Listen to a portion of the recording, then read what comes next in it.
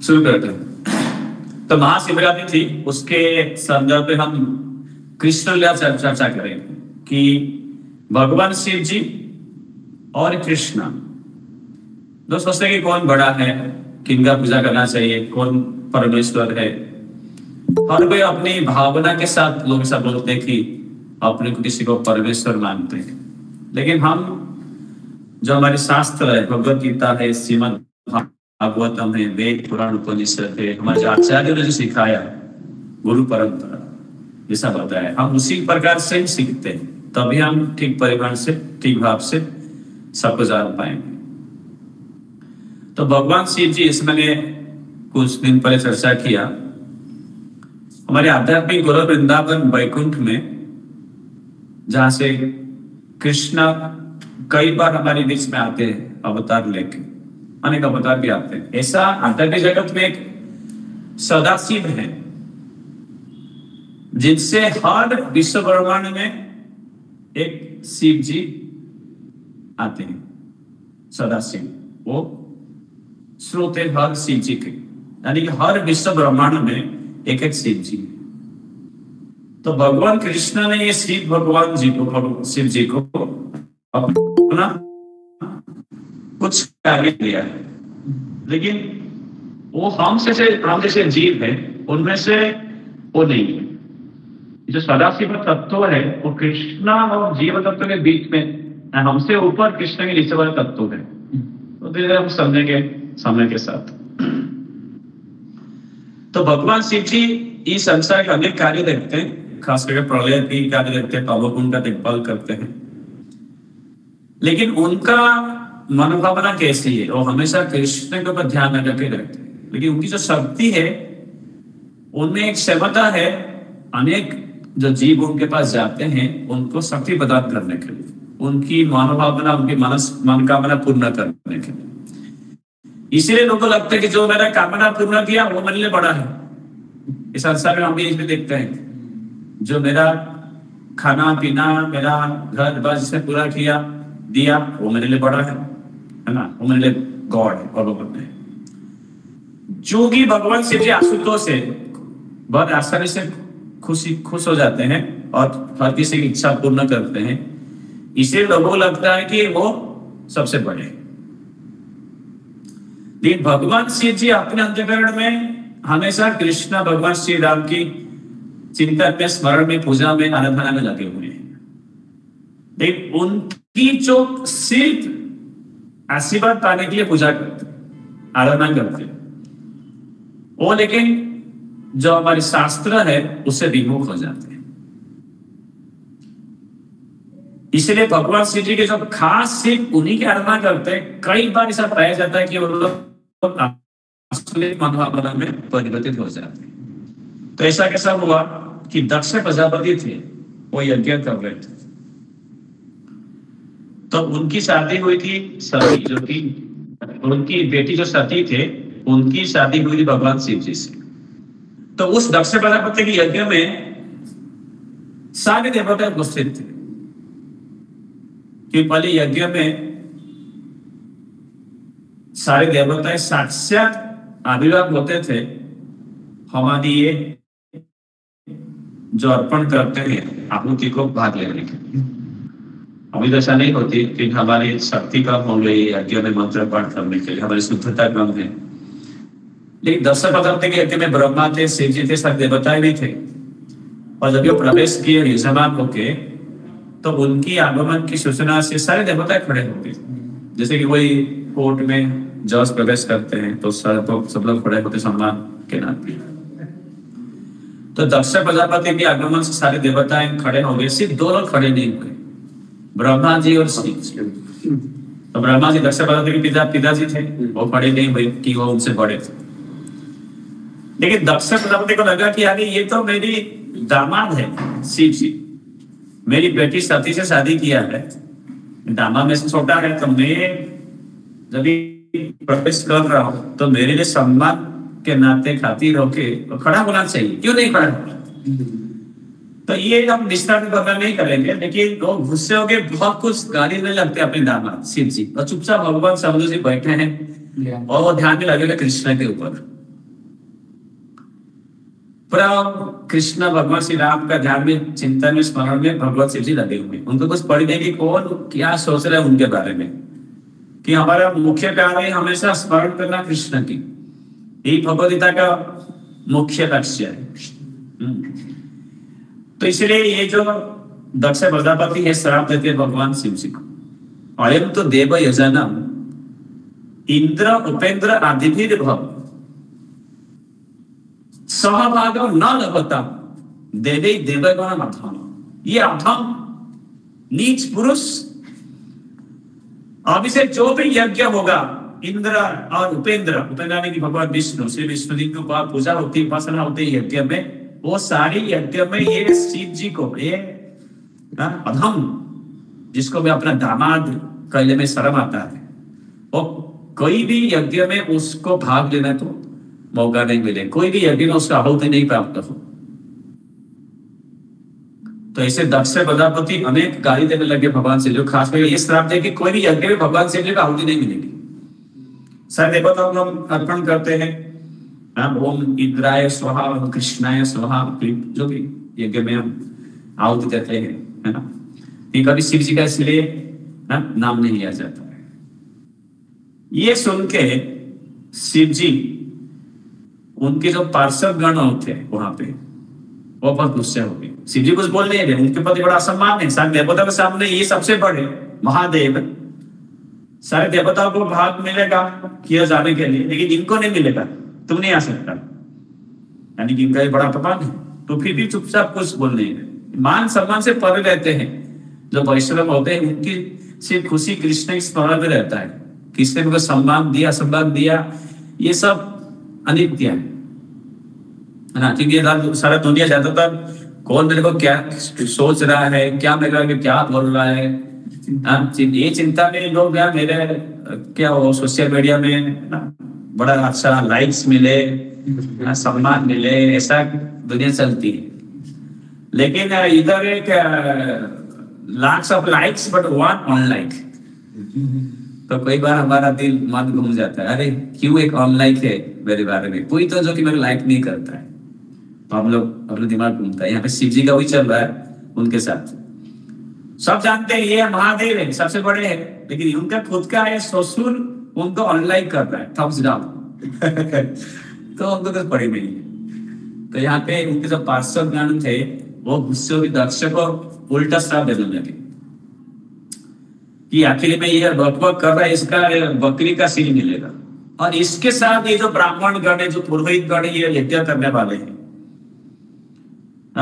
इनको श्राप देते कि सर्व भक्ष्या द्विजा वृद्धि द्रुत विद्या तपोव्रता देह इंद्रिय आराम याचका विचरंत। कि ये जो पुरोहित गण है हमेशा घूमते थे यज्ञ करने के लिए और अपने को बड़ा मानते हैं, हम यज्ञ करते हैं, विष्णु को बुलाते हैं, देवता को अर्पण करते, उसी से आपका सब कार्य सिद्धि होती है। ये हमेशा घूमते रहेंगे इसे पैसा मांगते मांगते, उनको कभी भी लक्ष्मी ऐश्वर्य श्रेय प्राप्त नहीं होगी।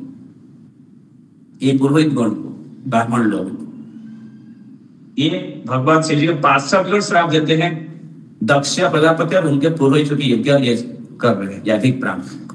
तो ये जो भृगु मुनि थे और जो ब्राह्मण उनको श्राप लगा, हमें पता है ऐश्वर्य श्री लक्ष्मी नहीं मिलेगा। ये जब शिव जी के पार्षद गण है उनको हम श्राप देंगे। तो भृगु मुनि और सारे ये जो ब्राह्मण है ना, वो भृगु मुनि खास करके श्राप देते हैं भगवान शिव जी के पार्षद गण को कि भव प्रचोदना ये तान समानुव्रत पाखंडिन ते भवन्तु शास्त्र परिपंथिना। जो भी भगवान शिव जी के पार्षद गण है, जो उनकी आराधना करते हैं, भव व्रतधरा, व्रत भव यानी कि भगवान शिव जी, उनके प्रति आसक्त होते हैं, उनकी पूजा में, उनकी फॉलोअर अवलंबन करते हैं, उनको आराधना खास करके उनकी ही करते हैं सिर्फ। ये रहता सपन व्रत पाखंडी न भगवंत, ये सब पाखंडी यानी नास्तिकवादी भगवत विरोधी बन जाए, भगवान को न मानने वाले नास्तिकवादी। शास्त्र परिपंथी न, शास्त्र का त्याग कर देंगे उन्हें। शास्त्र है वेद पुराण, उसकी जो वाक्य है, उसकी जो सिद्धांत है, उसको नहीं मानने वाले बनेंगे, अपना अपना मत प्रकट करेंगे। नष्ट शौच मूढ़धिय जटा भस्म अस्थिधारिणी। ये शौच यानी कि कभी अपने को साफ सुथरा नहीं रखेंगे, नहाएंगे, कपड़ा ठीक से नहीं रखेंगे, मूढ़धिय, मूढ़ बन जाएंगे, मूर्ख। जटा भस्म अस्थिधारिणी, क्या धारण करेंगे, पहनेंगे जटा, बड़े बड़े सब बाल गले खोले जटा, भस्म लगाएंगे, अस्थिधारिणी और गले में सब हड्डी वगैरह करेंगे, लेके घूमेंगे, हाँ। और एत्र दैवम सुरास, और नशा, उसमें अपना मन लगाएंगे, नशा में, हाँ। हाँ, तो ये कोड साहब दे रहे, भृगुमुनि दे रहे, सर ब्राह्मण दक्ष की। तो भगवान शिव जी ये सब जो गाला गाली चल रहा है तू में उनमें शक्ति है, जो बोलेंगे वो पाक दंड रात में आता है, वो सब सच बन जाता है ना। नष्ट शौच मूढ़धिय जटा भस्म अस्थिधारिणी विशंत शिव दीक्षया यत्र दैव सुरासदम। शिव दीक्षा, जो भी भगवान शिव की पूजा का आराधना में दीक्षा लेते हैं, उनमें बहुत निष्ठा रखते हैं, ये सुरासन नशा में अपना मन लगाएंगे, जटा रखेंगे, भस्म लगाएंगे, नष्ट शौच साफ सुथरा करना छोड़ देंगे, बिना कपड़ा घूमेंगे, मूढ़धिय होके, हाँ, कोई बहुत प्रकार किसी का नाम नहीं लेते, है ना, किसी का नाम नहीं, जो शास्त्र बताए हम बस उतना ही बताएंगे, जो अपने को ऐसे बताते वो समझ ले कि किस राग वजह से हम ऐसा हो गए, क्या कहता है, ठीक। तो देखिए, इसीलिए जो श्राप मिला है, ज्यादातर भगवान शिव जी को जो इसे खास कर उपासना करते हैं, ये आसुरिक थोड़ा तमोगुणी बन जाते हैं।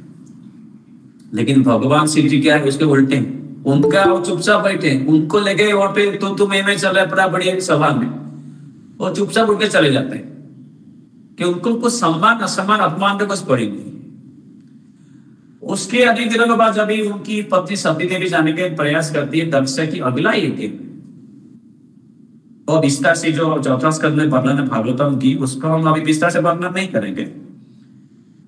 जस्ट मैं बता रहा हूं कि भगवान शिव जी के क्या है मानसिकता, उनके पार्श्व में मानसिकता क्या है, और ये दोनों कैसे कृष्ण लीला में कृष्ण दिखा रहे हैं भागवतम में, ये हमारे लक्ष्य है। तो भगवान शिव जी सती को सिखाते हैं, समझाते हैं कि तुम्हारा जाना उस यज्ञ में उचित नहीं है, कि तुम्हारे पिताजी मेरे विरोधी हैं, विपरीत है, वो देह अभिमानी नहीं है, शारीरिक स्तर पे उनकी मान सम्मान की खातिर की उनकी मानसिकता है, लेकिन मैं उससे परे हूं। उनको लगा कि मैं खड़ा नहीं हुआ, वो प्रवेश करके देख के, यानी कि मैं उनको अपमान कर रहा हूं, उनका सम्मान नहीं कर रहा हूं, लेकिन प्रत्युत कर रहा हूं, प्रश्न अभिवादन विधीयते मिथ साधु सुमध्यम प्राज्ञे परस्मै पुरुषाय चेतसा गुहासाय न देहमाने ने। बहुत सुंदर, बहुत ही भगवत शिव जी बताए चौथा स्कंद में कि ये खड़ा होना, एक दूसरे के साथ अभिवादन, सम्मान, नमस्कार, खातिर करना एक दूसरे को, ये जब प्राज्ञ, जब विज्ञान, जब विद्वान, जब पंडित है, जो साधु हैं, जो जानते हैं शास्त्र के मर्म व्याख्या समझते हैं, और प्राज्ञ परस्मै पुरुषाय चेतसा गुहाशय, जो अपने दिल के हृदय के अंतःकरण में अवस्थित है परमात्मा कृष्ण विष्णु चतुर्भुज मूर्ति, उनको प्रणाम करते हैं, ना कि कोई साधारण जीव जो प्रवेश किए। वो इसलिए साधारण जीव को नमस्कार इसलिए करते हैं क्योंकि उनके हृदय में, हर जीव में कृष्ण है, और मंदिर है, निवास स्थान है भगवान श्री कृष्ण में, इसलिए प्रणाम करते हैं, अभिवादन करते हैं, नमस्कार करते हैं, ना कि वो किसी साधारण जीव की प्रति खातिर। इसलिए मैं शब्दम विशुद्धम वसुदेव शब्दितम यदीयते अत्र पुमान पावृतम शब्देश तस्मिन् भगवान वासुदेव कि अधक्षजने नमसा विधीयते। इसलिए मैं हमेशा सप्तम विशुद्धम वसुदेव शब्दितम, वसुदेव स्थिति में जो है भगवान वासुदेव अध्यक्ष, जब उन्हीं को मैं हमेशा प्रणाम करता हूं, क्योंकि उन्हीं की उपस्थिति की वजह से कोई एक शरीर जिंदा रहता है। हम आत्मा है, हम हो गए आत्मा है, शरीर नहीं है अभी, लेकिन हम इस शरीर में है, मनुष्य शरीर में, कभी दूसरे शरीर में रह सकते हैं। पहले पता नहीं कौन सी जन्म में क्या शरीर में थे, आगे जाके हमारे कर्म के साथ दूसरा शरीर मिले। हमारे भूल चुके हमारा पहले का जन्म क्या था। हमारा पहले जन्म कुछ भी था, हमारे साथ वो कृष्ण थे। हम औखी रहेंगे, मक्सर रहेंगे, बाघ भालू या देवता या असुर या पेड़ पौधा या मछली या पंछी, कुछ भी हो सकते। लेकिन हमारा ये, हम जो आत्मा है, हम हर शरीर में घोषित होते हैं परमात्मा की उपस्थिति की वजह से। कृष्ण चतुर्भुज विष्णु, इसलिए हमारे साथी जीवन जीवन के साथी कौन है? कृष्ण है, हमेशा हमारे साथी, और कोई नहीं हो सकता। कोई पुरुष कोई स्त्री हमारे साथी नहीं हो सकता। इसलिए उस परमात्मा कृष्ण को मैं प्रणाम कर रहा हूँ। ये कौन बोल रहा है? शिव जी बता रहे हैं। यानी कि वैष्णवानाम यथा शंभु, सारे वैष्णव में श्रेष्ठ परम श्रेष्ठ भगवान शिव जी। वो बता रहे, सिखा रहे,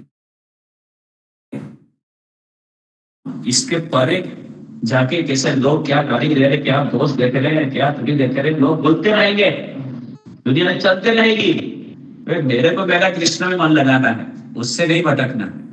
मेरे पार्षद गण लेकिन मेरा उपासना करके आसुरिक बन जाते। उनको कहा दिया कि कैसा उनको कृष्ण के पास लेके। तो एक कृष्ण का लीला वर्णन करेंगे जहां पे दोनों चीज दिखाई पड़ रहा है कि भगवान शिव जी कैसे व्यवहार कर रहे हैं कृष्ण के प्रति, अपने आराधना में निष्ठा परायण है, दृढ़ है, और उनके उपासक भक्त कैसे विमुख हो जाते हैं, आसुरिक बन जाते हैं। तो सोनितपुर में बलि महाराज से बैठे थे बाणासुर। क्या नाम था? बलि महाराज से 100 बेटे थे। उनके पहले ज्येष्ठ पुत्र थे बाणासुर। उनके 1000 हाथ थे। कितने? 1000 सेठ था, यानी 2000। मतलब हमारे कितने हाथ है? 2 सेठ एक है। तुम तो 1000 सेठ, ऐसा है ना? 2000। तो उस तरह वो है ना, एक बार हजारों हाथों में मिलके वो मृदंग बजाया, हजारों मृदंग बजाया, डुंगरू वगैरह जो भी है बजाया। भगवान शिव जी तांडव नृत्य कर रहे थे। कितना सुंदर रहेगा ये ताल में। तो उनकी सेवा से खुश होकर शिव जी उन्हीं के घर पे, उनके नगर में रहने लगे, बाणासुर के पास। बाणासुर खुश हो गया, मेरे भाई मेरे पास में कौन रहता है? कैलाश छोड़ के शिव जी आगे सोनितपुर, बाणासुर के बाजू में घर पे रहने के, उनके घर के पास खुश हो गए। पहले देवता है वो जाते रहते थे हमेशा, हर जगह इधर उधर उधर। एक कैलाश है जो भी है स्वर्ग के स्तर पे है। वो कैलाश कभी कभी जो शिव जी आते हैं हमारे पृथ्वी लोक पे, वो जहाँ पे रहते हैं उसको भी कैलाश बोलते हैं। वो कैलाश जो मानसरोवर है चाइना में, वहां पे है करके पता चलता है। वहां पे शिव जी आते हैं कई बार नहीं। तो लेकिन फिर भी काशी में रहते शिव जी। अभी भुवनेश्वर भी उनका घर माना जाता है। वो फिर दूसरी जगह गए जाने के लिए देवता अपना घर चुन सकते हैं। जैसे कि हमारा आज यहाँ पे घर है, तो गाँव में घर है, और बड़े लोग बड़े दिल्ली में घर बनेगा, लंदन में घर हो सकता है। आप मेरा 4-5 घर है, 10 घर, ऐसा भगवान अपना 1000 घर। बाणासुर मूड जैसा हुआ, श्राप मिला कि भगवान शिव जी का आराधना करने वाले क्या हो जाते हैं? आसुरिक तामसिक हो जाते। तो एक बार उसका बड़ा हाथ खुजलाने लगा बाणासुर का। तो खुजलाते खुजलाते गया वो उन्हीं के पास, शिव जी के पास युद्ध करने के लिए, और बोलने लगा नमस्ते तो महादेव, महादेव आपको प्रणाम करना। हाँ, लोग कहता गुरु ईश्वर, आप इतने बड़े गुरु है, ईश्वर सारा संसार के बड़ा तेदार करके बोलने लगा बाणासुर भगवान शिव जी के बाद। पुंसा अपूर्ण कामना, काम पूरा, सब जिनके लिए कुछ सारे कामनाएं पूरी नहीं होती है, उनके काम वासनाएं पूर्ण करने के लिए आप सबसे अच्छे आशुतोष महादेव। लेकिन क्या है, द्विसहस्रम त्वया दत्तम, आपने 2000 हाथ दिए हैं, परम भारम में अभवत, बहुत भारी लग रहा है, अभी खुजला रहा है, कुछ क्या करूं, कुछ काम नहीं आ रहा है, दो हाथ में दो हाथ चलेगा नहीं तो हम थोड़ा सा है ना, कुछ तो करने को मिलना चाहिए, कुछ दिन में स्मार्टफोन में कंप्यूटर में दस है ना, वो नहीं है फिर हम अपसेट हो जाते हैं, कुछ ना कुछ बिगड़ जाते हैं। परम धाराएं में अमरमत त्रिलोक्याम प्रतियोद्धान न लेते रुते तो समाप्त। मैं सारा दुनिया घूमा, मेरे समान बल के साथ कोई युद्ध करने वाला को नहीं मिला, आपको सिवा छोड़ के, आपको छोड़ के सारा दुनिया में आपके अलावा कोई नहीं मिल रहा है युद्ध करने के लिए, आप ही हैं। आप ऐसा युद्ध करेंगे तो बहुत खुशी हो रहा है, तो लड़ाई बड़े हो जाए तो मरा हमारी होगा तो हाथ का कुछ काम होगा। भगवान शिव जी के आशीर्वाद से बलशाली हो रहा है, और बल प्राप्त करके क्या बोल रहा है, अभी मैं आपसे लड़ाई करूं। भगवान शिव जी गुस्सा हो गए, तब शुद्ध भगवान क्रुद्ध, भगवान शिव जी क्रुद्ध हो गए, अबे रुक रुक, भज्यते केतुर्तदा, तेरा ये जो घमंड है बहुत जल्दी टूट जाएगा। मेरे समान या मेरे कोई तो आएगा जिसको तो ढूंढ रहा है, तेरा घमंड चूर करते ही रहेगा बहुत जल्दी। तो बाणासुर के सच में कोई आएगा, युद्ध होगा मेरे साथ, उसका जो कि मेरे साथ समान बलशाली है, और मैं उसको हराऊंगा। मेरा तो जो हजारों हाथ है उसका मैं प्रयोग करूंगा, उसका घमंड चूर करें। लेकिन भगवान श्री जी का बोले तेरा घमंड बहुत जल्दी चूर हो जाएगा। तब बाणासुर की बेटी थी, उनका नाम था उषा। क्या नाम था? उषा। युवती थे, घर पे रहते थे, राजमहल में अंदर राजकन्या थे। तो एक दिन और रात को सोए हुए थे, जवान थे, उनको अचानक उनकी नींद में सपने में लगा कि कोई हैंडसम गाय के साथ घूम रहे, रेटिंग पे चल रहे, घूम रहे, फिर रहे, आलिंगन कर रहे हैं, बगीचा में ऐसा घूम फिर चल रहे, गाना गा रहे हैं, जो भी हम बॉलीवुड मूवी देखते हैं, लड़का लड़की करते है ना।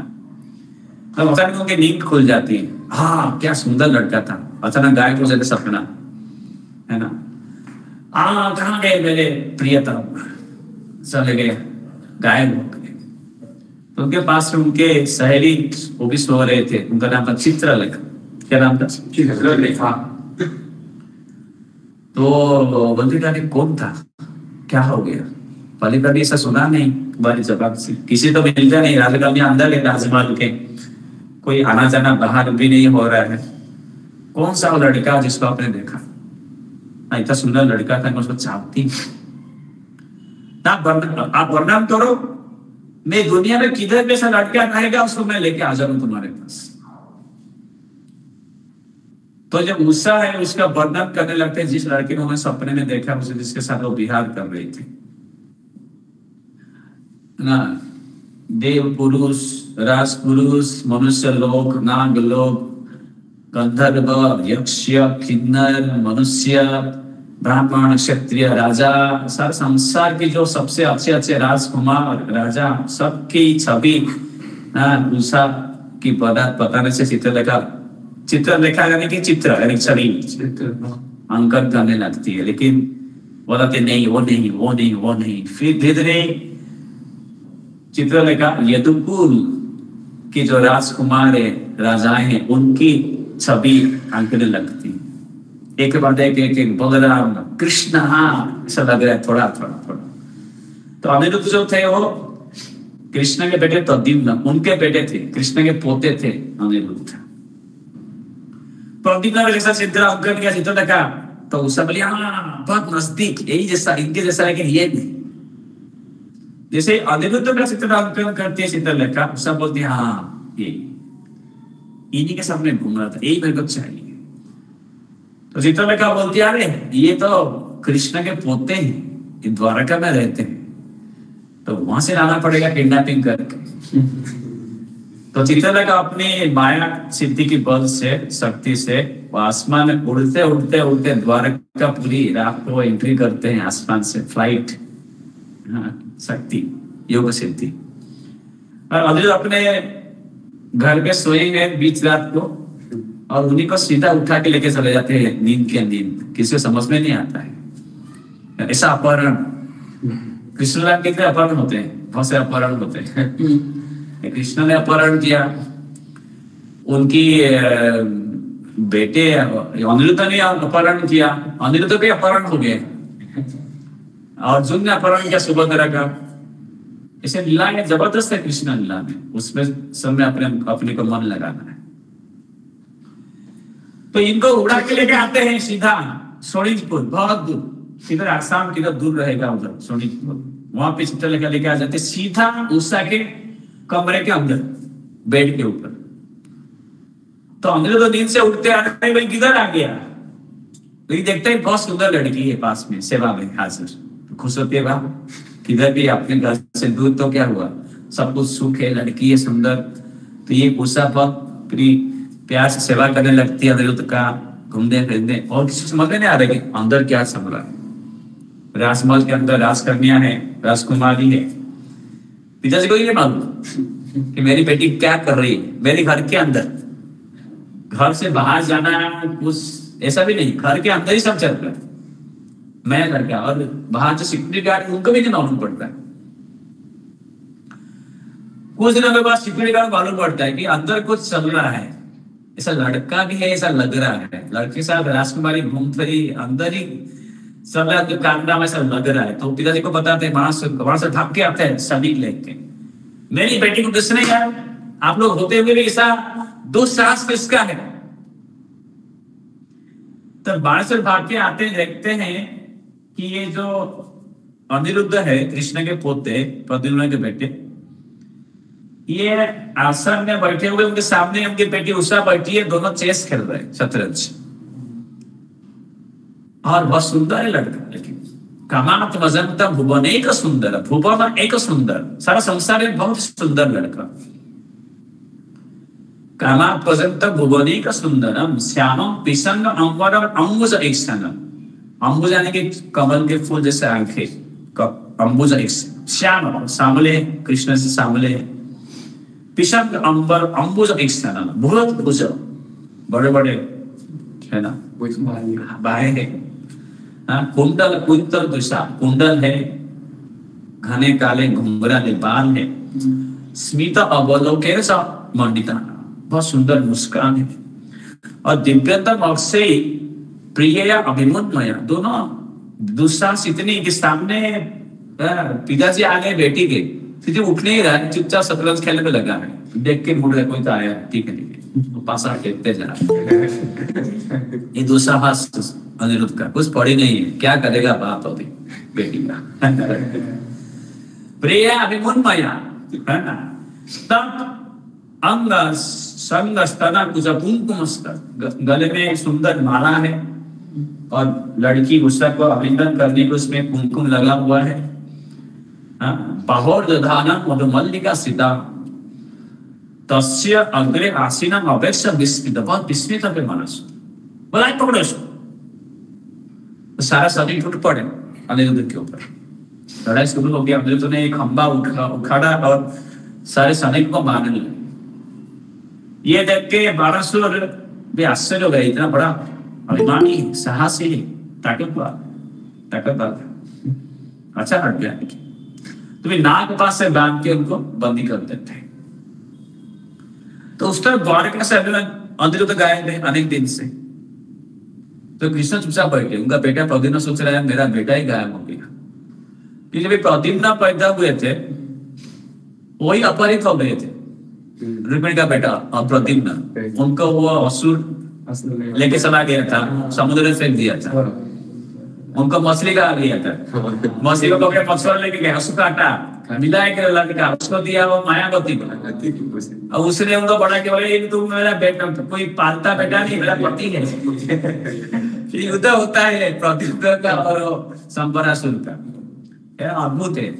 उनका बाप का अपहरण हो गया, बेटा के अपहरण हो गया, कृष्ण का बेटा पोता सब अपहरित हो गया। कृष्ण का अपहरण किया रुक्मिणी का, उनका बेटा का अपहरण हो गया, पोते का अपहरण हो गया, कृष्ण दूसरा बैठे कुछ नहीं करते, उनके मम्मी उनके सब बहुत परेशान है भाई यार, और बेटा गायब, कृष्ण कुछ नहीं कर, 4 महीना हो गया, 5 महीना तक नारद मुनि आते हैं। जब ये बंदी हो जाते हैं तभी नारद मुनि आगे बताते हैं द्वारका में यदुवंशियों को कि बाणासुर ने पकड़ के कारागार में डाल दिया है अनिरुद्ध को। हमारे राजकुमार को कारागार में डाल दिया है बाणासुर, तो हम कुछ करना चाहिए। तो कृष्ण बलराम सारी सेना लेके जाते हैं यदुवंश को युद्ध करने के लिए बाणासुर के साथ। बाणासुर बहुत बड़ा सेना लेके आते हैं बाहर। तो इस बार शिव जी स्वयं आते हैं, कार्तिकेय उनके साथ लड़ाई करने के लिए कृष्ण के साथ। देखो अद्भुत ये लीला है ना। शिव जी बोल रहे थे मैं रक्षा करने आया हूँ बाणासुर का, मेरे भक्त है, तो मेरा भक्त का कुछ जरूरत पड़ रहा तो मैं उसमें भाग लेता। तो भगवान कृष्ण का लड़ाई होती है शिव जी के साथ, ठीक है, बाणासुर का सात्यकी के साथ। बलराम जी का लड़ाई होती है उनकी जो सेनापति है कुंभकर्ण और कुंभकर्ण के साथ। सांब कृष्ण के बेटियों की लड़ाई होती है बाणासुर के बेटियों के साथ। भयानक अद्भुत कृष्ण और शिव जी की इसमें लड़ाई। भगवान और हम दिन तो सोच रहे परमेश्वर दोनों, हाँ, कोई मानते हैं कृष्ण, कोई राम, कोई विष्णु, कोई शिव जी। ये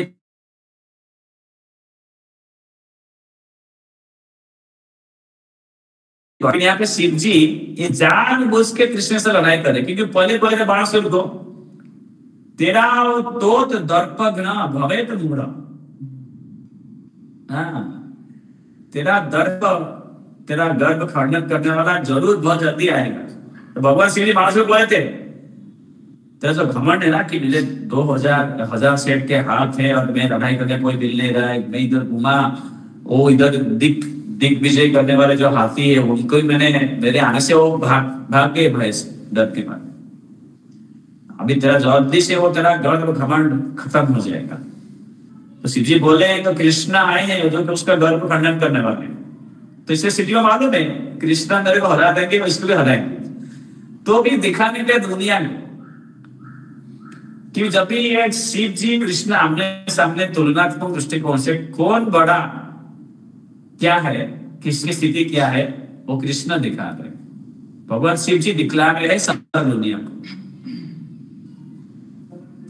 देखिए हम लोग मानते हैं कि शास्त्र हिसाब से कौन क्या है, लेकिन जो सच में बड़े होते हैं कभी वो अपने को बड़ा नहीं मानते, लेकिन फिर भी एक स्तर रहता है, फिर एक स्तर रहता है। एक सृष्टिकर्ता तो रहते ही है, यानी वो सबसे अधिक, सबसे प्रथम, यानी वो सबसे बड़े होने चाहिए, जिनसे सब संसार निकलता है वो सबसे बड़े होना चाहिए। आप संसार के सृष्टि होने के बाद उसके अंदर आप कुछ बड़ा बड़ा चीज करके कुछ लोगों के लिए बड़े बन जाए, मतलब वो आपको सृष्टिकर्ता आदि पुरुष नहीं बनाता है, प्रथम पुरुष पूर्ण पुरुषोत्तम नहीं बनाता है। यानी सिर्फ कृष्ण ही पूर्ण पुरुषोत्तम भगवान हो सकते। यही कृष्ण भगवत बता रहे अहम सर्वस्य प्रभव मत्त सर्वं प्रवर्तते इति मत्त भजते मां बुधा भाव समन्वित। बोलिए अहम सर्वस्य प्रभव मत्त सर्वं प्रवर्तते इति मत्वा भजन्ते मां बुधा भाव समन्विता। 10वां अध्याय में भगवद गीता में कृष्ण बता रहे, ऐसा 7वां अध्याय में कृष्ण भी बता रहे मत्त परत नान्यत् किंचित अस्ति धनंजय मयि प्रथमिदं सर्वं सूत्रे मणिगणा हि। हाँ, मत्त परत नान्यत्, बोलिए मत्त परत नान्यत् किंचित अस्ति धनंजय मयि प्रथम इदं सर्वं सूत्रे मणिगणा इव। मेरे से और कुछ भी नहीं है जो कि मेरे से बड़ा है, मैं सबसे बड़ा हूँ, मेरे में सब कुछ गुथा हुआ है। जैसे कि कोई मोतियां हैं एक हार के एक धागा के ऊपर गुथे जाते हैं, इसे मेरे ऊपर सारा संसार गुथा जाता है। मतलब प्रथम नान्य किंचित धनंजय, मेरे से और कुछ ही बड़ा नहीं, मैं सबसे बड़ा हूँ। ये कोई सा डिक्लेयर नहीं करता है मैं बड़ा हूं, कि जब हम बोलते मैं बड़ा हूं तो हमारा घमंड रहता है, अहंकार और कुछ नहीं। लेकिन जब कृष्ण बोले कि मैं बड़ा हूं, वो सच्चाई बता रहे। और सबसे सच्चाई को बोले कि किसी को तो बोलना चाहिए कि मैं सबसे बड़ा हूं। हम लोग नहीं बोल सकते। जैसे कि आपकी यूनिवर्सिटी, उसका चेयरमैन संदीप, वो यदि बोलेंगे कि मैं संदीप फाउंडेशन का चेयरमैन हूं, क्या गलत है? नहीं। बड़े है तो है चेयरमैन ही बोलेंगे, चेयरमैन फाउंडर बोलेंगे। आप बोलेंगे कि मैं संदीप फाउंडेशन का सबसे बड़ा हूं, चलेगा? नहीं। तो आपका अहंकार है, घमंड है, उनका सच्चाई है। ऐसा सबके ऊपर यदि कोई बोले कि कृष्ण बोलते कि मैं सबसे बड़ा हूं, तो सच्चाई है, और बाकी जो बोलेंगे उससे घमंड, अहंकार और मिथ्या। तो यही चीज लेकिन दुनिया समझ नहीं पाती, इसलिए शिक्षक दिखा गए, जान मुझे लड़ाई करने के लिए कृष्ण के सामने गए। जो तो अस्त्र शस्त्र प्रयोग किए शिव जी, कृष्ण को खंडन करने लगे, हवा के अस्त्र को पहाड़ के द्वारा, है ना, फिर अग्नि के अस्त्र को पानी के द्वारा, है ना, ऐसा सब अस्त्र शस्त्र का प्रयोग होता था मंत्र के द्वारा। तो कृष्णा क्या करते हैं, मोह ईतो तो गिरीश, ज्यादा लड़ाई नहीं, ज्यादा समय नहीं करने के लिए भगवान कृष्ण शिव जी को मोह ईतो तो गिरीश जुम्प्रेण अस्त्रेण जुम्प्रितम, उनको नींद में सुला देते हैं, नींद के असर प्रयोग करते हैं। तो रथ के ऊपर शिव जी जंपाई में लगते, उनको नींद आ जाते हैं, वो सो जाते हैं रथ के ऊपर लड़ाई करते करते। तो कृष्णा ये भगवान शिव जी को सुला देते हैं युद्ध में, और बाणासुर पुत्रनाम शौर्य जगान 80 गदा ईसुभी, और फिर बाणासुर के जो सारे सैनिक आए हैं उनको संहार करने लगते हैं।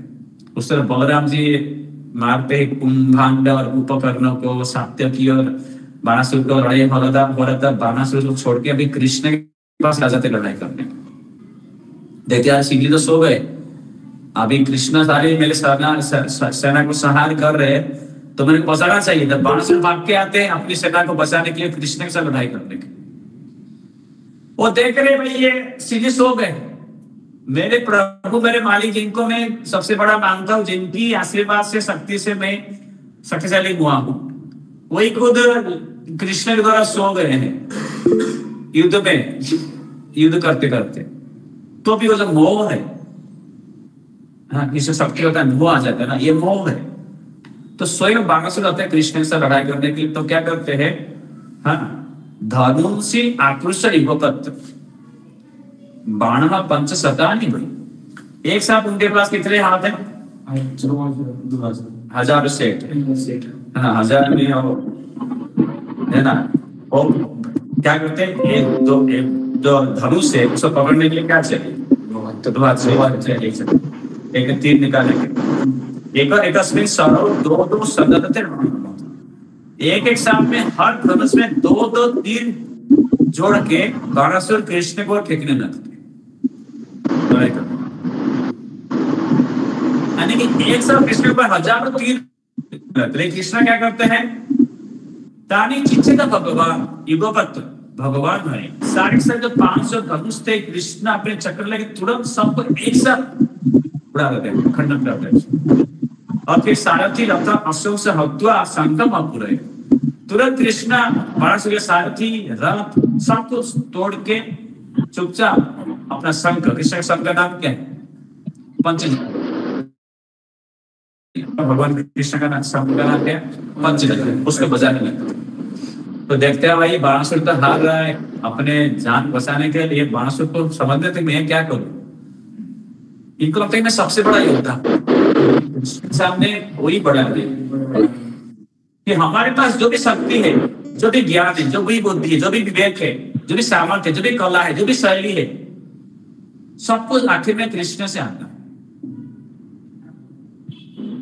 ये देन है हमारे ऊपर भगवान का, हमारी अपना हम कुछ प्रयास करते हैं, लेकिन जो भी हमें फल मिलता है किसी भी चीज का, वो फल देने वाला जो व्यक्ति है वो है परम पुरुष कृष्ण आखिर में, है ना। तो तन माता कोटरा नाम नग्ना मुक्त शिरोरुना, उसका जान बचाने के लिए उसकी एक देवी माँ होती है, उनका नाम होता है कोटरा। एक देवी माँ होती है ना गाँव में, ये सब पहले होता है। तो पूरा अपना कपड़ा खोल के, हाँ, पूरा अवस्था से कृष्ण से पुत्र प्रण निश्चय, मालूम है कृष्ण कभी कोई नंगे औरत को नहीं देखे, बाल खोल के कपड़ा खोल के सीधा कृष्ण के सामने खड़े हो जाते अपना बेटे का जान बचाने के लिए। कोटर देवी माँ उनका रहते देवी माँ तो और मुख तो कृष्णा नंगे औरत तो नहीं है, सामने सबके सामने बिना कपड़े की कोई औरत आके खड़े हो गए तो कृष्ण क्या करते तब तो अर्पत मुख नग्न और से गदा गर्जन उनको बिना रखे मुंह बुला घुमा देते हैं। तो बाणासुर उसका उस समय का फायदा उठा के चुपचाप बाणः वीरतः छिन्नतम नाभिसरपुरम अपने अंदर नगर के अंदर घुस जाते हैं अपना जान बचाने के लिए भाग के युद्ध से। भगवान शिव जी जग जाते हैं, बाणासुर युद्ध में देखे बाणासुर भाग गया है, बाणासुर का सारा सेना खत्म हो रहा है। तो भगवान शिव जी लड़ाई में शिव ज्वर ये अस्त्र प्रयोग करते हैं। शिव ज्वर क्या है? ये बहुत ही बड़े आग के व्यक्ति हैं, जलते हुए आग के व्यक्ति, जैसे छोड़ते हैं, कोई बुलेट छोड़ते हैं, है ना, फिर किसी में और पेट्रोल बम रहता है, लोग पेट्रोल बम छोड़ते हैं, जलता हुआ आग का बम छोड़ते हैं। इधर तो आग लगाना है कि तो सब फेंकना है। फिर भगवान शिव जी छोड़े आग का ही व्यक्ति था, असुर था, इनके पास सबके लगा के उनके पास जो था कृष्ण के पास छोड़े मारने के लिए। तो भगवान कृष्ण क्या करते? चुपचाप नारायण जोर छोड़ते। क्या छोड़ते? जो आग आई उसको नारायण जोर ठंडा करने वाला चीज है। तो भगवान कृष्ण का छोड़े गए जो नारायण जोर है वो शिव जोर के साथ मिल के ऊपर ठंडा होने लगे। शिव जोर का बहुत तापमान बहुत ज्यादा था, टेम्परेचर बहुत हाई था, पता नहीं 3000 5000 10,000 डिग्री सेल्सियस बना, ये टेम्परेचर बना, सबको जला के क्या कर सकता है। लेकिन इसको ठंडा करने वाला माइनस में चला गया नारायण जोर। भगवान कृष्ण मालूम है वही सृष्टि करता है। जैसे कि ये कोई रहता है आपका कंडक्टर या कुछ भी रहता है, और आप उसको गर्म भी कर सकते हैं, उसमें ठंडा भी कर सकते हैं। आजकल मशीन आता है ना, पीने का पानी आपको चाहिए 30 डिग्री मिलेगा,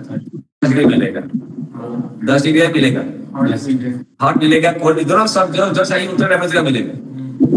यानी जो बनाने वाला वही एक चीज को गर्म भी कर सकता है, ठंडा भी कर सकता है। वही सृष्टि में कृष्ण किसी को शक्ति दिए है हाई टेम्परेचर वाला अस्त्र का प्रयोग करने के लिए, उसको भी जानते हैं तो ठंडा भी करना है, जिनके पास शक्ति है। तो नारायण जो ये शिव जोर को ठंडा करने लगा पूरा, और कांपने लगे, शिव जोर तड़पने लगे, जो ठंडी सहन करना बहुत प्रसन्न हो गए। कोई जल रहा है रेगिस्तान में, ऐसा बताया जाता है कि जो पृथ्वी के ऊपर सबसे ज्यादा तापमान वाला जगह कहाँ पे मालूम है?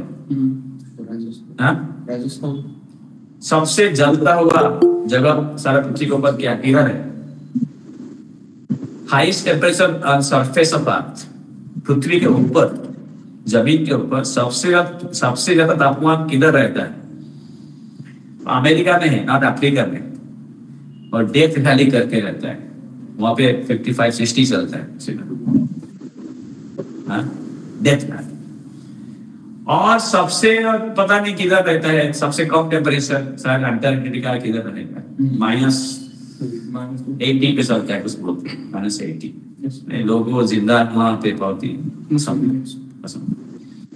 जो भी है, अभी शिव जो तड़प रहा है ठंडी से, वो उसके पास कोई मार्ग नहीं बचने के लिए, वो सीधा भागता है कृष्ण के पास अपना जान बचाने के लिए।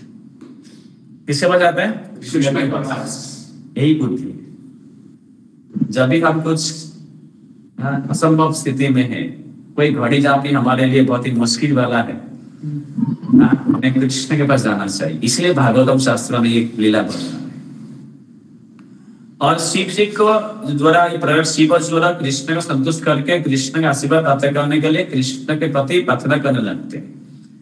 नमामि त्वा अनंत शक्ति परेश सर्वात्मानं केवलं ज्ञप्ति मात्र विश्व उत्पत्ति संबंध हेतु यत् ब्रह्म लिंग प्रशांत। ये प्रार्थना पाठ करिए, क्योंकि जो भी ये शिव के द्वारा भगवान कृष्ण के प्रति की हुई ये जो प्रार्थना उसको पाठ करता है, सुनता है, उसके अपने जीवन में ये जो हमें जलाने वाले ताप ज्वर जोर आने की टेम्परेचर, फीवर, जोर सुने, जोर मतलब जोर आता है ना, फीवर, ताप, ये हमें नहीं तड़ पाएंगे।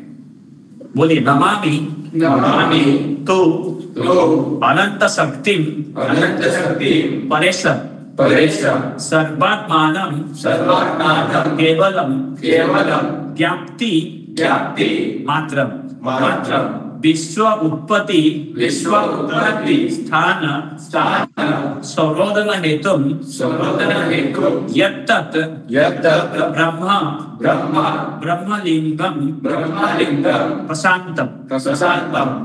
ये पहला प्रार्थना है, चार प्रार्थना इसी की जरूरत लगते हैं कृष्ण के प्रति। नमामि तो अनंत शक्ति परेश, मैं समझता था कि मैं शक्ति अनंत है मेरा, ये तापमान सबको जला सकता हूं, लेकिन जब मैं आपके सामने आया तभी मेरा खुद का अंत होने वाला है। तभी मेरे को ये बुद्धि घुस रहा है, मेरे ये साक्षात्कार हो रहा है मेरी चेतना में कि मैं किसी का अंत नहीं करने वाला हूं, मेरा खुद का अंत हो सकता है। यदि कोई अनंत है, अनंत शक्ति किसके पास है? सीमित परेश, वो आप है, मैं नहीं हूं। मेरे प्रभु मालिक शिव जी भी नहीं है, अनंत शक्ति वाले आप है। नमामि तो अनंत शक्ति परेश, शक्ति, क्योंकि ये टेम्परेचर दिखा के जलाने का, कोई एटम बम डाला, किसने उखाड़ दिया, तो शक्ति चाहिए, लेकिन किसी बात असीमित शक्ति नहीं है। यदि कोई अनंत शक्ति वाले जिनकी शक्ति की कोई अंत नहीं है, वो है कृष्ण। मेरे को लगता मैं हूं, लेकिन मैं नहीं हूं। नहीं, मेरे को लगे मेरा प्रभु, मेरा मालिक शिव जी है, सबको मार दे, वो भी नहीं है। उनके सामने मैं और मेरे मालिक, आपके सामने दोनों पराजित। आप अजीत, आप अनंत है कृष्ण। सर्वात्मानं केवलम ज्ञाप्ति मात्रम, विश्व उत्पत्ति स्थान सर्वम है, तो विश्व, सारा विश्व ब्रह्मांड की उत्पत्ति यानी कि सृष्टि, उनकी रक्षा, उनके पालन, उनके सहार, इनमें यदि कोई एकमात्र ही कार्य करने वाले व्यक्तित्व है, वो आप ही है कृष्ण। यत् ब्रह्म ब्रह्मलिंग प्रशांत, काम दैव कर्म जीव स्वभाव, जीव स्वभाव, द्रव्य क्षेत्र प्राण आत्म विकार, यत्तत् बीजदो प्रभाव तत्संघात बीजदो प्रभाव, तो न माया ऐसा तद निषेधम प्रपत्ति। हम इस संसार में आपकी सृष्टि, आपके द्वारा सृष्टि की जाने के बाद हम इस संसार में जो भी देखते हैं, काल यानी कि समय, सबके संहार करने पर, कर्म दैव प्राण आत्मा विकार बीजरोह प्रभा, ये सब आपकी ही की हुई ये सब खेल है। मैं इसमें फंस जाता हूं और समझता कि ये मेरा है, मेरा पराया है, ये जो माया है, इस माया को मैं पार करने के लिए सिर्फ आपका पास ही आ सकता हूं, हे कृष्ण, और कोई मेरे को इस माया से परे नहीं कर सकता है। नाना भावे, इसलिए आप, चूंकि हम फंस जाते हैं इस संसार में, मोह में, अहंकार में, तू मेरा, मेरा पराया, ये अहंकार में, इसलिए आप आते हैं लीला करने के लिए। नाना भावे लीलाया के ऊपर नहीं, देवा साधु लोगों से तुम विवर्षी, आप आते लीला करते हैं कृष्ण, क्योंकि आपकी लीला को सुनने से हम इस माया से परे हो सकते हैं, और कोई उपाय नहीं तो हम जब तक हम आपके बारे में नहीं सुनते, आपकी कीर्तन नहीं करते, आपका नाम नहीं लेते, आपके बारे में सेवा नहीं करते आपके प्रति, तब तक हम ये माया में प्रभावित होते रहेंगे। तब तक हम समझेंगे मैं और मेरा सब कुछ मेरे लिए। हाँ, आप आते लीला करते हैं, हंसी उन्मार्ग हिंसा वर्तमान, हाँ, आप आते जो सारे धर्म के विपरीत कार्य करने वाले असुरित है हम जैसे, हमको आप संहार करते हैं, धर्म की स्थापना करते हैं। इसीलिए इस अवसर में बहुत ही महत्वपूर्ण है। ये देखिए, जो शिव जोर है वो क्या बोले, तड़प रहे हैं नारायण जोर के सामने, ठंडी के सामने। तब तो हम तेजसा दुस्सहेना शांतेन उग्रेण अति उल्लुएन झोरे, मैं तड़प रहा हूं आपकी जो ये अस्त्र है नारायण जोर उसके साथ, लेकिन न केवल मैं बल्कि इस संसार में जो कोई भी है वो तड़पेगा तब तक जब तक कि वो आपका सेवा नहीं करता। हे कृष्ण, सुख दुख उसको जलाते रहेंगे, तड़पाते रहेंगे, जब तक कि वो कृष्ण है कृष्ण आपका सेवा नहीं करता तब तक संसार की जो माया शक्ति है उसको बोलते हैं महामाया। क्या बोलते हैं? महामाया। वो उसको जलाते रहेगा। बोलिए तब तक हम देखे जैसा दुस्सहेन शांतेन उग्रेण अतिउल्वेन ज्वरेण तापक ते अग्निमूलम नो सेवरम यावत् आसानुबद्धा तापक ते अग्निमूलम नो सेवरम। इस संसार में हर कोई तड़पता रहेगा सुख दुख की ज्वर तड़पना में हमेशा दुखी होता रहेगा जब तक कि वो कृष्ण आपका सेवा में अपने को नियुक्त नहीं करता। हे कृष्ण, आपकी सेवा में नियुक्त होने से इस संसार को जो महामाया है, दुर्गा है, जो जलाते हैं, वो महाभारत में वो कहानी है कि पांडव लोग जंगल में होते हैं तो पानी पीने के लिए वो यक्ष के पास जाते हैं तालाब में। एक एक करके सब पांडव भाई गिर जाते हैं यक्ष के तरह। ये हम स्टोरी विस्तार से वर्णन नहीं करेंगे। वो एक है ना, एक ब्राह्मण की गाय को कुछ तो चल जाते हैं दूर, तो उनको रक्षा करने के लिए जाते हैं। पांडव लोग प्यासे हो जाते हैं तो तालाब के पास जाते हैं। तो यक्ष बोले पानी मत पियो, पर मेरा उत्तर दो प्रश्न का। ठीक है, पानी पियो। हर कोई पानी बोले अरे प्यास लगा है, बोले प्रश्न को उत्तर दो, क्या कर सकता है। तो पानी पीते ही वो गिर जाते हैं अचेत होके। फिर आखिर में युधिष्ठिर महाराज आते हैं, वो भी प्यासे होते हैं, पानी चाहिए। यक्ष बोले बोलेगा उत्तर दो प्रश्न।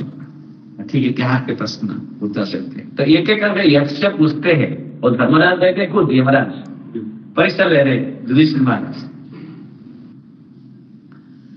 उसमें यक्ष है ना, वो सुंदर अनेक प्रश्न पूछते हैं, हम कभी चर्चा करेंगे, बहुत सुंदर व्याख्या। उसमें एक प्रश्न पूछते हैं कि संसार का खबर क्या है, क्या है न्यूज। न्यूज क्या है? इंडिया न्यूजीलैंड कौन जीता है कौन हारा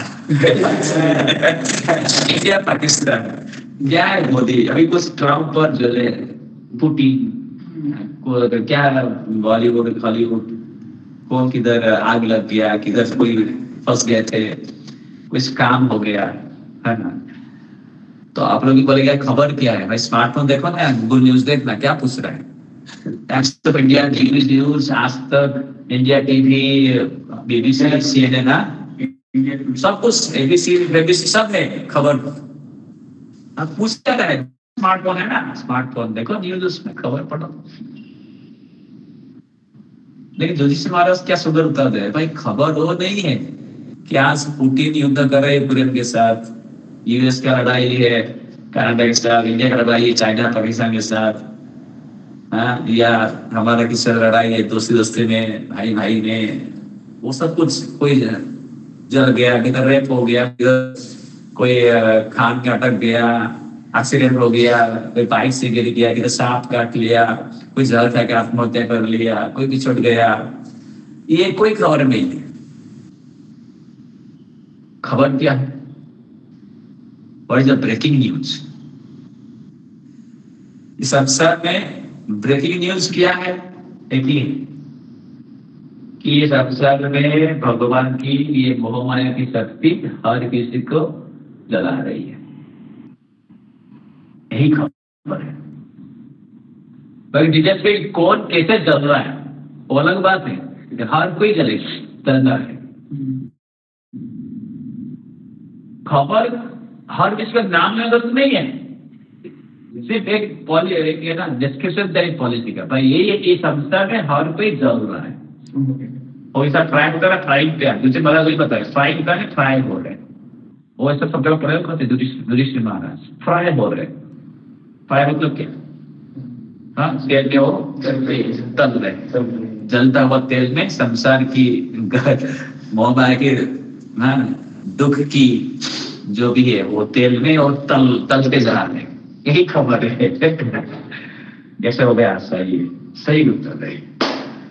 यानी कि संसार में हम दुस्सहेना दुस्सहेना शांतेना शांतेन उग्रेण उग्रेण अति उल्वेण अति उल्वेन ज्वरेण ज्वरेण मैं तड़प रहा हूं संसार में सुख दुख की मोह माया की आग में। ताप ते अंग्री मूलम, बोलिए ताप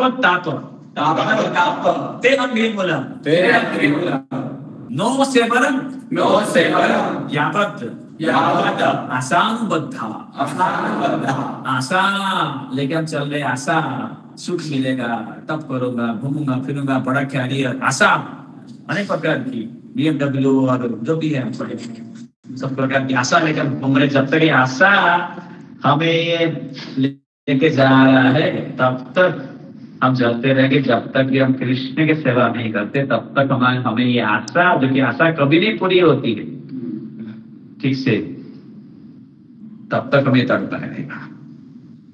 कृष्ण माफ कर देते हैं शिव जी को, तो भगवान शिव जी अभी खुद आते हैं, देखते कि उनका जो अस्त्र है वो बच गया कृष्ण की कृपा से। बाणस भी किधर तड़प के भाग के वाला है ना, वो बाणस आते लड़ाई करने के लिए कृष्ण के साथ। कृष्ण पूरा पकड़ लेते हैं और कृष्ण को सारे हाथ काटने लगते हैं।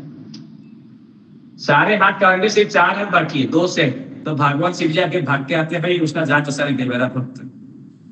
अभी शिव जी कृष्ण का ही प्रार्थना करने लगते हैं स्वयं। क्या बोलते हैं? बहुत सुंदर है, हमें पसंद करते हैं, सब कुछ बर्दाश्त नहीं कर पाएंगे। यनमाया भूत धिय पुत्रदान दुर्गादिषु उन्मजन निमज्जन्ति प्रसक्त रुजिन आत्मते देवदत्त इमं लब्ध्वा दुर्लभं भजितेन्द्रियः। हाँ, यो न अद्यते तोदपादस्य सोच्यहि आत्मवञ्चक,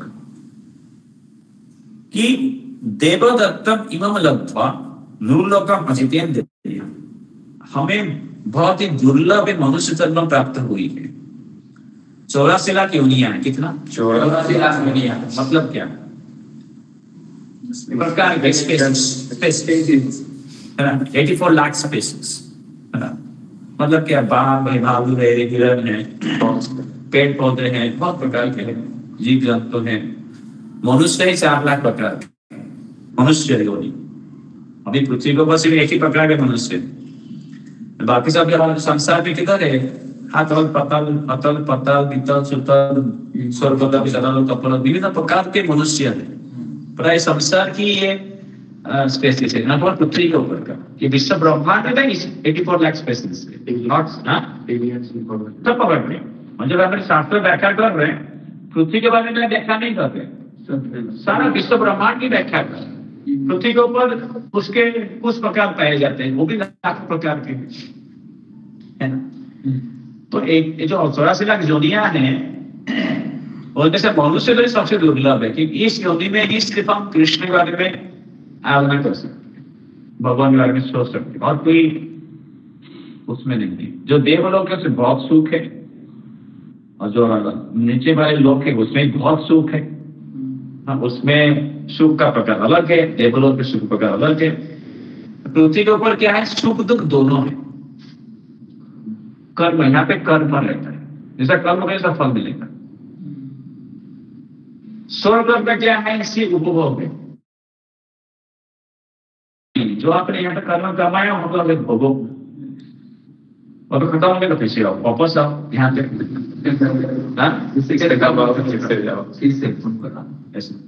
और हम उस प्रकार काम करें तो नीचे जा सकते हैं, अलग अलग योनि में जा सकते हैं। ये विस्तार से हमारे शास्त्र में बताते हैं, ठीक है। तो देवदत्त इमं लब्ध्वा दुर्लभं भजितेन्द्रियः यो न आव्रियदत्तोत्पादस्य सोच्यहि आत्मवञ्चक। भगवान शिव जी बोल रहे हैं कृष्ण को, बाणासुर सुन रहा है, जो सारे सेना जो कुछ बाकी रहे वो भी सुन रहे हैं, सबको सुना के शिव जी भगवान अभी बोल रहे हैं कृष्ण के प्रति, भगवान कृष्ण के प्रति, ये भाई जिसने भी अपना जीवन लिया मनुष्य युद्ध में, कोई भी जन्म लिया, यदि वो कृष्ण का सेवा नहीं करता है वो धिक्कार है, बदनसीब है, भगवान शिव जी बोल रहे। बाणासुर को घमंड था कि मेरे लिए शिव जी सबसे बड़े, कि उनकी आशीर्वाद से कितना शक्तिशाली हो गया हमें, जब उस शक्ति का खंडन हो गया, उस गर्भ अहंकार चूर हो गए, अभी शिव जी उसको सुना सुना के सबका सारा दुनिया को बोल रहे हैं। लोगों लगता है कि मैं बड़ा हूँ, अब देख लिया ना कौन बड़ा है। तो यही से भगवान शिव जी बाप ने पहले भी दिखाए थे, जब ये समुद्र मंथन हुई थी। समुद्र मंथन वो कभी हम स्टोरी बाद में विस्तार से वर्णन करेंगे। तभी मोहिनी मूर्ति आए, उनके पीछे भगवान शिव जी भागने लगे। वो इच्छा प्रकट की कि मैं वो मोहिनी मूर्ति नहीं देख पाए। वो मोहिनी थे स्वयं विष्णु, है ना, असुरों को मोहित करके वो अमृत दिए देवताओं। जब भगवान शिव जी मोहित होते हैं मोहिनी भगवान विष्णु के द्वारा, तभी वो बोलते हैं पार्वती को, भगवान शिव जी देख लिया मेरे भगवान के सामने मैं कुछ भी नहीं, ये आपने प्रत्यक्ष से देख लिया ना। तभी वो भगवान शिव जी वो शब्द का प्रयोग करते, मेरे भगवान कृष्ण, मेरे भगवान विष्णु, देख लिया उनकी शक्ति क्या है, ऐसा भगवान शिव जी बोलते स्वयं। लेकिन दुनिया समय से थोड़ा भूल जाती है, तो बार बार वही चीज बताना पड़ता है। तो शिव जी बाणासुर को समझाते हुए बता रहे हैं, यह न माया मोहित अधिय, जिनकी माया से मोहित होके पुत्र दार गुरु शुभम, सब मोहित होके हम अपने को, अपना परिवार, घर बार, समाज, इसको सब कुछ मानने लगते हैं। प्रसक्ता बुझिना में आदि मनुष्य संसार जो दुर्लभ, बहुत ही दुर्लभ है, उसको पाने के बाद भी कृष्ण को नहीं पूजा करते, कृष्ण पास नहीं आते, धिक्कार है। कौन बोल रहा है? शिव जी बोल रहे। कृष्ण भी खड़ा है, बाणासुर भी खड़ा है, उनको सुना के बोले धिक्कार है, लेकिन तेरे को धिक्कार। हाँ भाई, अभी मेरा नहीं, अभी कृष्ण का भक्ति कर, इसलिए उसको बता रहे यो त्वाम विश्वते मर्त्यम आत्मानम प्रियम ईश्वरम। हे कृष्ण, जो आपको त्याग करता है विफल से इंद्रियार्थम, अपने इंद्रियों को उपभोग करने के लिए, बार फिर क्या हो, जो भी पार्टी और मूवीज और बाइक और जो भी आपके कॉलेज में, कॉलेज फ्रेशर्स पार्टी,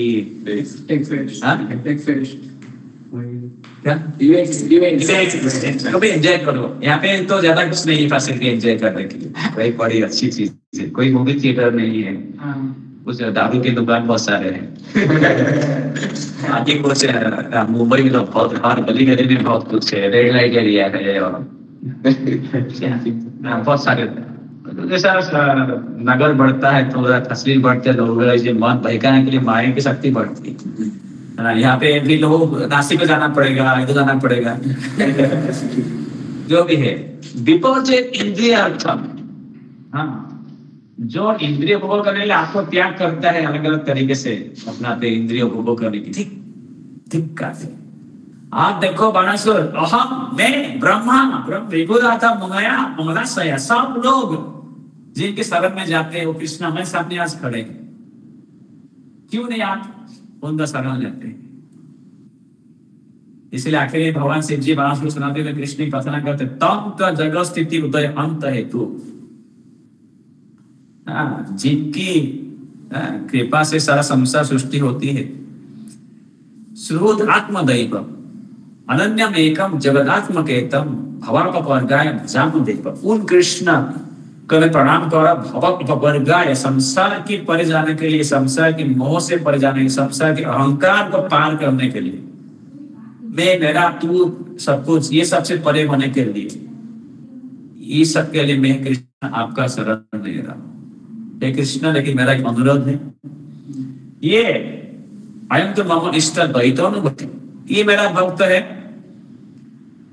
मया अभयम से दत्त अमुष्यते, मैंने उसे अभय प्रदान किया, इसलिए आप उसे संरक्षण करें, यदि आपकी इच्छा है तो, है ना। क्योंकि जैसा आपने उसे पिताजी को भी शरण दिया, ऐसा आप भी उसकी संरक्षण कर लिए। तो कृष्ण बोलते देखिए, मैंने और प्रहलाद महाराज की पीढ़ी में परिवार में जो भी जन्म लगा, मैंने वचन दिया था कि मैं किसी को मारूंगा नहीं, इसलिए मैं उसे मारा नहीं, सीधा हाथ काट दिया, जिससे कि शक्तिहीन हो जाए, दुर्बल हो जाए, अहंकार गर्व पर प्रयोग नहीं कर पाए, लेकिन शांत हो जाए। इसलिए मैंने उसके 1000 हाथ में से 4 हाथ छोड़ के बाकी सब काट दिया। अभी ये यहाँ पे रहेगा चुपचाप, मेरा आपके आदर में मन लगाएगा और कुछ दुस्साहस वाला काम नहीं करेगा। तो भगवान कृष्ण क्या करते हैं, शिव जी के अनुरोध से बाणासुर का जान तो नहीं देते हैं, जिसको घमंड चूर चूर कर देते हैं। जो 2000 से हाथ थे उसको काट के सिर्फ 4 हाथ छोड़ देते हैं और उसको अभय प्रदान करते हैं बाणासुर। बाणासुर क्या करते हैं, ये सब कांड क्यों हुआ, किसको लेके हुआ, उसका अनिरुद्ध। चुपचाप रात में उससे अनिरुद्ध को बिठा के कृष्ण के हाथ सौंप देते भाई, ये आपके पोते और उनकी होने वाली बीवी लेके आप जाइए, मेरी बेटी आपकी घर की बहू बनी। तो कृष्ण बलराम के साथ अपनी पोते अनिरुद्ध को लेके आते हैं द्वारका वापस। ये जो अनिरुद्ध है बहुत महत्वपूर्ण व्यक्तित्व है ना। कि कृष्ण के रुक्मिणी के बेटे थे प्रद्युम्न, उनके बेटे हैं अनिरुद्ध, अनिरुद्ध के बेटे हैं वज्रनाथ। के कौन हुए, वज्रनाथ। क्या नाम है, वज्रनाथ। कृष्ण भगवान जाने के बाद एक वज्रनाथ जी है जो अलग अलग जगह पे कृष्ण की जो लीला स्थली है वहां पे कृष्ण की मंदिर स्थापना करते हैं, विग्रह स्थापना करके पूजा, जैसे कि हर हमेशा के लिए वो हर किसी के स्मरण में लाए वज्रनाथ। तो न केवल द्वारका में बल्कि वृंदावन मथुरा में है ना, हर जगह जो गोवर्धन है ना, ये वज्रनाथ ही सारी जो मूल प्रतिमाएं हैं, गोविंद राधा गोविंद जी है, मदन मोहन है, गोपीनाथ है, इनकी विग्रह स्थापना करके पूजा शुरू करते हैं कृष्ण भगवान जाने के बाद। तो वो रहते हैं अनिरुद्ध के बेटे। तो यहाँ पे हम समाप्त करेंगे कथा। महत्वपूर्ण ये लीला है कृष्ण भगवान की, और ये सब भागवतम ये वर्णन है, भागवतम की आशीर्वाद है। ये जो लीला हुई कृष्ण का भगवान शिव जी के साथ, जो भी सुबह उठ के इसके स्मरण करता है, पाठ करता है, वो कभी भी जीवन में किसी चीज में हारता नहीं है, उससे पराजय नहीं होती। ये आशीर्वाद है कृष्ण के द्वारा ये लीला सुनने का। लेकिन क्या कंडीशन है, रोज सुबह उठ के प्रातः स्मरण करें, इस लीला का पाठ करें, तो कभी जीवन में नहीं हारेंगे। और क्या आशीर्वाद है लीला सुनने का, जो भी वो शिव जोर द्वारा जब प्रार्थना की गई भगवान कृष्ण के प्रति, वो जो भी सुनता है तो क्या होगा उसके जीवन में, वो जो इस मोह माया उसको जलाती है, इस पृथ्वी की महामाया उसको नहीं जलाए। तो लेकिन भागवतम कैसा है, अद्भुत है। भगवान कृष्ण की लीला सुनने का कुछ ना कुछ बड़ा फल है। सिर्फ सुनने से, ध्यान से, श्रद्धा के साथ और विश्वास श्रद्धा के साथ ध्यान से उसका मनन करने से, स्मरण करने से, इसे कृष्ण लीला का जो श्रवण है इतना महत्वपूर्ण है। तो इस लीला में कृष्ण भगवान ने, भगवान शिव ने क्या क्या नहीं सिखाया कि कैसे भगवान शिव जी के जो पार्षद है, जो कि सिर्फ उन्हीं का फॉलो करते हैं, उन्हीं का पसंद में अपने मन में गाते हैं, और नास्तिक वाले बन जाते हैं, आसुरिक मनोभाव बनाए हो जाते हैं, है ना। तो स्वयं भगवान शिव जी किसकी उपासना कर रहे हैं, हमेशा कृष्ण कर रहा है। वो सिखाएंगे लीला के माध्यम से, जान तो उसके हाथ जाते हैं, मानो में हारेंगे कृष्ण को लड़ाई करके, कृष्ण मेरे प्रभु है, मैं उनकी आराधना कर रहा हूँ। फिर बाणासुर के माध्यम से, बाणासुर को हम सबको सिखाने के लिए कि भाई आप सबको, हम सबको कृष्ण के पास जाना है, जान के लड़ाई करके हारते नहीं है शिव जी, कि मेरा नहीं यहाँ इस संसार के मोह माया को पार करना है तो किसके पास जाना है, वही चीज शिव नहीं बताते हैं। ये हमारी संसार की आशाएं हमें तब तक जलाती रहेगी जब तक कि हम कृष्ण की सेवा नहीं करते। शिव जी वही बोल रहे, ये माया हमें तब तक फंसाई अहंकार में, मोह में, जब तक हम कृष्ण सेवा नहीं करते। धिक्कार है उनको जो कृष्ण के पास नहीं, धिक्कार है वो बूढ़ है जो कृष्ण का भजन नहीं करते।